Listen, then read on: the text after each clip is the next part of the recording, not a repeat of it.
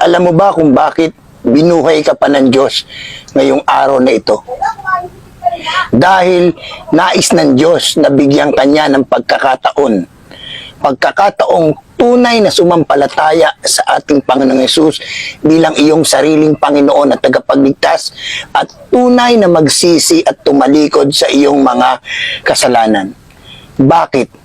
Sapagkat ang sabi ng Biblia, kapag ang isang tao ay namatay na hindi sumampalataya sa ating Panginoong Hesukristo, kapag ang tao ay namatay na hindi totoong nagsisi sa kasalanan, ang sabi ng salita ng Diyos, ang Diyos mismo ang magtatapon sa iyo o sa sino man sa apoy ng impyerno kapag tinanggihan natin ang panawagan ng Diyos na tayo ay totoong sumampalataya kay Jesus at magsisi sa ating kasalanan.